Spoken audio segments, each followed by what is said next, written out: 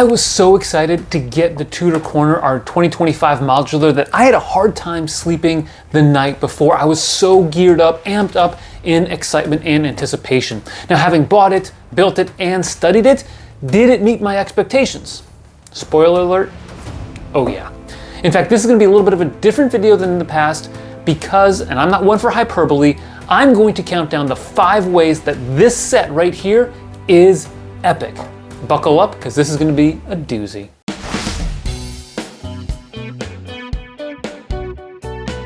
This one might seem a little weird to include in this list, but facts. Look, I'm used to Lego having a couple of shout outs or references to different parts of a set that correspond with another set or a movie or something like that, but this set took it to the next level. There were so many cool references and little jokes placed in the instruction manual that I had a lot of fun building it and experiencing all of the little nuggets that they put inside. Many of these references pertain to prior modular buildings. In a manual with almost 350 pages and 600 steps, the first modular reference came on page 4 with this sweet rendering of 15 modulars arranged in a couple of city blocks. Just 3 pages later, we're told that our first minifigs fashion was inspired by the Orient Express train idea set from a couple of years ago, which I wouldn't have known otherwise. The next call out was a bit more predictable. The haberdashery in this set is indeed the supplier for the tailor that you can find in the Jazz Club, the modular from 2023. The last corner modular was the boutique hotel, and you better believe we got a reference to that when building the particular angle along the side of the restaurant/pub. As they say, is this angle left over from a time when the route of the street was not yet clearly defined, or maybe the restaurant owner just wanted to add an extension after seeing the boutique hotel on the other street corner? Touché, Lego, touché. Shortly thereafter, we get a double reference, one to the classic Guarded Inn from 1986, which also featured a Tudor style and is apparently the original building sitting on this site, because it also says the Natural History Museum might have some records of this site in its archives. Where did these flowers come from? Well, the florist in the Assembly Square, of course. And can the Lego Modular City support a clockmaker? Apparently so, as he is the designer of the clock on top of the Town Hall modular building, and oh yes, he fondly remembers the mayor's long speech at the inauguration. After that, we're given a very random reference to the chameleon in the bookshop modular. Our top floor tenant loves insects, you can see the beetles here, and because of that, she will never invite the neighbor's chameleon over to her apartment. That's good to know. One reference to the bookshop, though, was not enough, as our tenant also is a fan of reading on rainy days and loves frequenting the bookshop to purchase new books. The bike cart felt like a last-minute addition to the set, in my opinion, but indeed it can be used to take the tenant's pets to the veterinarian's office that is in the corner garage modular building, or so our instruction manual tells us. And outside, the clock is the only one in this entire set of all the clocks that was not set at 11:52. Was that an error in the set design? Nope, just a little joke to highlight that the clockmaker can fix it after his lunch break, which, given his lack of kitchen, will presumably take place at the restaurant. Now, if you were puzzled by the second chimney on the roof, wonder no more. We are told that the chimney was condemned after the attic conversion work took place, although it was preserved for aesthetic reasons after a petition from the chimney sweeper. I guess clientelism never sleeps. At least profit isn't the chimney sweep's only motivation for keeping the chimney around. We are informed on the next page that he enjoys the breathtaking view of the skyline from this particular vantage point, and having 2 chimneys is better than 1 and allows you to stay on the roof a little bit longer. Finally, the bollards out front are in fact old cannons placed in the ground as trophies of a major naval victory on the Seahawk from the Caribbean Clipper, one of the original Lego pirate sets from 1989, and a set that holds a special place in my nostalgic heart.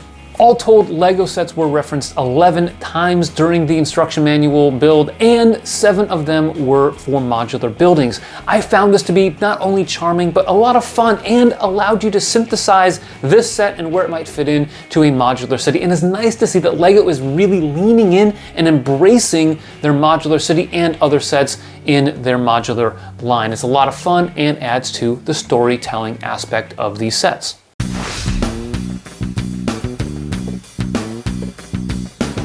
I, like many other modular fans, buy these sets primarily for the exterior details and the way that they display. But Lego has done a good job of giving us decent interiors over the years, but this one, it takes it up another level. The thoughtfulness and execution of the interiors are among the best I've seen in years. The first level is incredible and rivaled by only a couple of other modulars, such as the Downtown Diner, Assembly Square, and Boutique Hotel. The flooring is one area where I have high expectations. Here, the medium nougat hardwood floor is nice, but then the designer adds some additional tiling by the bar using sand blue and dark brown. The kitchen gets an azure and white checkered pattern in its limited space, but the real treat is the black and light nougat pattern in the haberdashery, which makes excellent use of these 2x2 cutout tiles. The other first level interior details are no less excellent, in part due to the amount of thought that goes into them. And a great example of this is the haberdashery, which is chock full of cloth, hats, umbrellas, and this mannequin. It really makes good use of the space. The kitchen is much smaller than that of the Downtown Diners, but it does pack in a small refrigerator, stovetop, oven, hood, and sink into a small 4x8 stud footprint. The restaurant has a great shelf full of relevant items, interesting laps on the bar, and this incredible seating nook by the large window on the angled side. The menu is posted indoors for those who missed it on the way in. Oh, and there is a bathroom accessible by lifting up the side stairs. Sure, it's missing a sink, but bathrooms are at a premium in the modular city. Now, the Clockmaker Studio was perhaps my favorite interior of this building, as there are 11 different clocks in the room, each of them built differently. My favorite one is this one, tucked into the corner, which uses some fun snot techniques and this Technic cam piece in a unique way. 3 other details stood out to me from this room all alone. First, the fireplace is very well done, especially how it integrates into the exterior wall. It's a fantastic building technique. Second, the work table uses these dark orange corner arches, which makes this only the second time we're getting that piece in this color. And third, the closet with the very cool vacuum cleaner does have a removable hinged door. If you add additional floors to the building, you can remove that and you've got full stair access throughout the building. Oh, and these headlight bricks on either side of the exterior door do exist for you to place a balcony like the one we see on the 3rd level. Speaking of which, the interior details are not relegated to only the first 2 levels. Here we get a small but thoughtful studio apartment. Sure, it's lacking a shower and toilet, but it does have the sink that is missing from the bathroom downstairs. Jokes aside, there's a small couch with lights built in above it, a short coffee table, a rug, some plants, a bookshelf, and supplies for the tenants' pets. There's a litter box sitting on top of some newspaper. Note the headline about the cat-saving hero, a cat tree, a ball, some food and water, and the Beatles. Notably, there is a ladder built into the wall so that our minifig can climb up to the roof to enjoy that beautiful skyline view.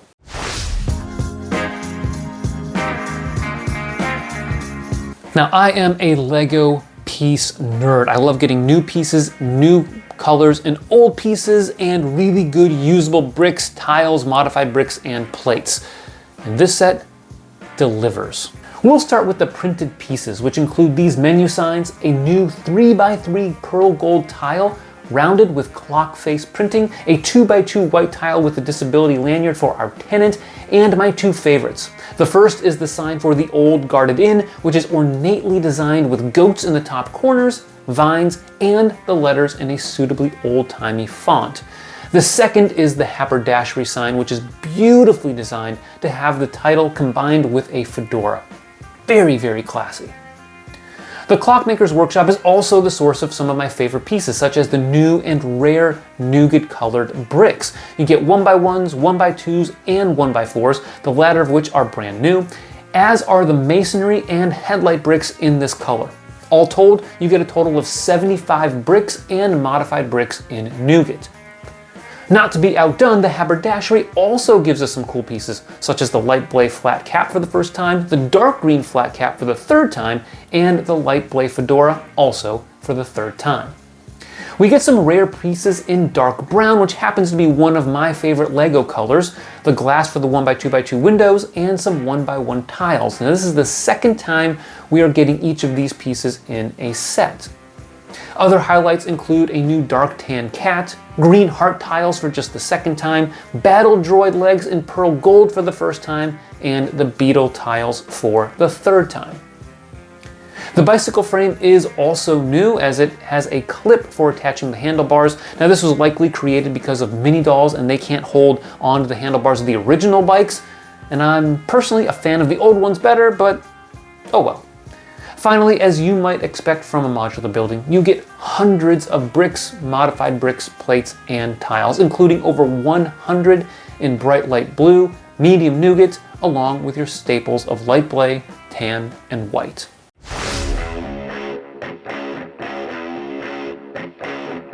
There are some cool looking Lego sets that are honestly a pain to put together. Whether it's because of excessive repetition, the length of time it takes to build, or something else, they just aren't a fun building experience. The Tudor Corner, on the other hand, was an absolute delight. Here are a couple reasons why. As you'd expect from the modular building, there are some very unique building techniques, such as the lovely foundation to the restaurant, which incorporates dark green crates. The odd angle to the restaurant is its own mini build and has this creatively incorporated seating nook, which I love. The use of tan corner arches in the base of the haberdashery, the sign for the haberdashery, which uses these bar elements, and even some upside down plumes. The use of R2-D2 and other droid legs that combine for exterior support, and an outlet for the greenery was incredible. I was not expecting that and loved putting these parts together.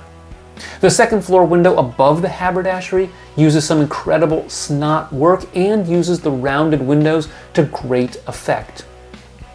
The staircase leading up to the studio apartment from the clockmaker shop is an incredible build, as you use brackets and modified plates via snot techniques. That the stairs are hidden from sight makes it even that much better. As you can tell, the set designers went all out on this.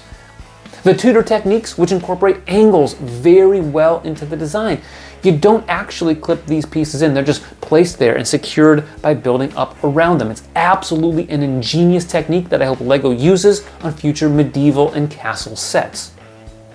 The roof angles, which according to an interview I saw with the set designer, was the first part of the set that he built. The use of angles here was top notch and would make even Mike Sayaki, the godfather of Lego angles, proud. This dormer window here in the studio apartment is absolutely killer. It's almost all snot work, and the use of brackets to extend the feature was brilliant. However, despite being necessary, building techniques are not sufficient to make an elite building experience. You need variation in build and something to engage the builder throughout the entire process, and again, this set delivers. Even at the start of the build, you get a feel for the different sections. The main area of the restaurant is different from the kitchen, which is different from the bathroom and the exterior stairs, and that is even different from the haberdashery. As you build the walls and interior details, you go from one section to the other and never feel like you're repeating something. No two walls are identical, no flooring pattern is repeated ad nauseum, even the windows vary significantly.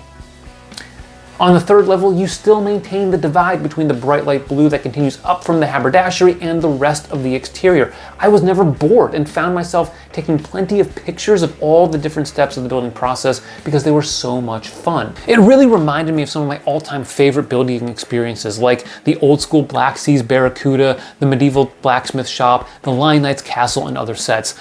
All told, I mean, this really was a 10 out of 10 building experience that really was enjoyable the entire length.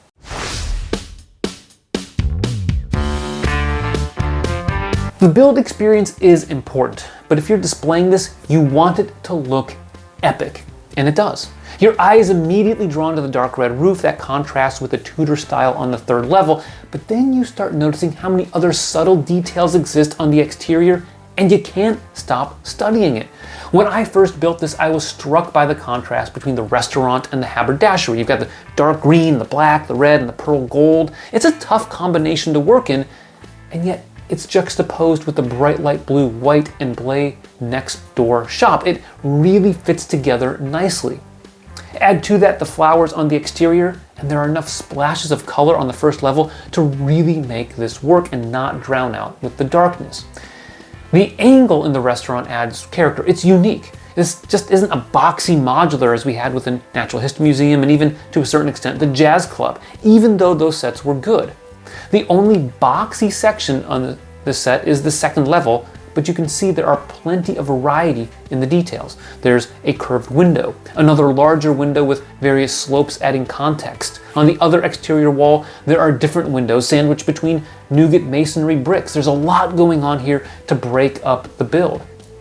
The nougat color itself is a highlight, not just because it's rare, but note that it helps to soften the darkness of the restaurant and transitions us from the dark green below on the first level to the dark red roof on the third level. Speaking of dark red, the color choice for the angled roofs was perfect. Not too bright like red, but not too muted like tan, and not as dark as black or dark brown. It's the perfect color. Now, one knock could be that there are so many colors and the design from one level to the next is different. It's almost too eclectic, and I understand that. Really, it's not going to be like a building you would come across, I think, in normal society if you're walking through a small town or someplace. But that's okay, because this really does fit in with what Lego is trying to do with the modular series. They're trying to give us different looks, different colors, different aesthetics and architectural styles, such that every set kind of has its own place in the modular city. And by the way, they're really trying to give us a unique building experience for those that have multiple modular buildings. And so that it has these colors, that it does vary some of the detailing from one level to the next, I'm perfectly fine with that. Again, it just adds to the overall look of this set, which I think I've said before, is epic. Speaking of modular city, how does this look next to other modular buildings? Now, I'm going to do an entire video where I show you different combinations of this with other Lego design modular buildings. But for now, here are a couple of images that I thought were interesting.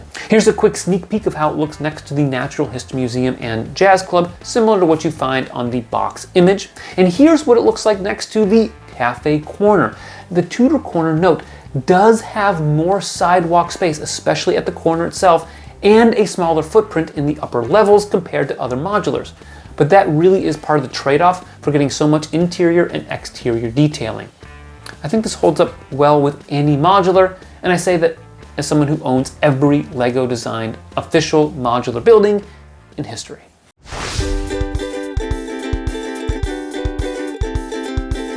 Okay, now I've gushed about this set long enough. I will say, in terms of a final verdict and a rating, that this set as a modular building is absolutely incredible and takes the series up another notch. As a Lego set overall, it's still fantastic. I am giving this a 10 out of 10, and I don't hand that out lightly.